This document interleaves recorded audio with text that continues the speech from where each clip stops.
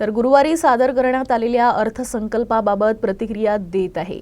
अमरावतीच्या खासदार नवनीत राणा यांनी देखील आपली प्रतिक्रिया दिली आहे। हा अर्थसंकल्प देशाच्या सर्वांगीण विकासाच्या अनुरूप आहे, सर्व वर्गासोबत न्याय करणारा अर्थसंकल्प आहे, अशी प्रतिक्रिया खासदार राणा यांनी दिली। आजचं जे बजेट होता हा ग्राउंडवर होणारा, ना की देशाचे लोकांना अंधारात ठेवणारा बजेट नाही आणि रिअलमध्ये ग्राउंडवर इम्प्लिमेंट होणारा बजेट। जर आपण पाहिला आदिवासीचे क्षेत्रांचे विकासपासून ग्रामीण पंतप्रधान आवास योजनाचे ग्रामीण शहरी भागाला जोडणारा आणि महिलांना लखपती बनवणारा हा बजेट।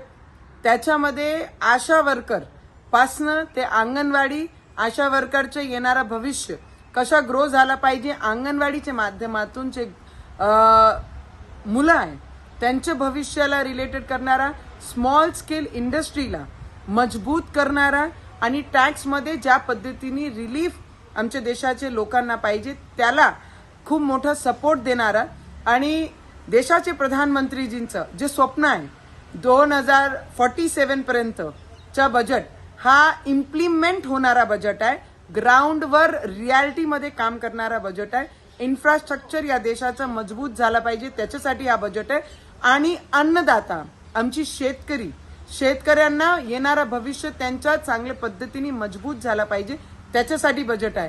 तर मला वाटते देशाचे लोकांना, महिलांना, युवकांच्या रोजगारबद्दल जो हे बजेट आहे, येणारा भविष्य त्यांना जे त्यांनी स्वप्नात पाहिलेला या देशामध्ये राहणारे नागरिक हा हकीकतमध्ये होताना करताना आपले देशाचे प्रधानमंत्रींनी हा जो बजेट आणलाय त्याच्यासाठी देशाचे सगळ्या लोकांच्या अपेक्षामध्ये खरे पद्धतीने आमचे देशाचे प्रधानमंत्री उतरले आहे।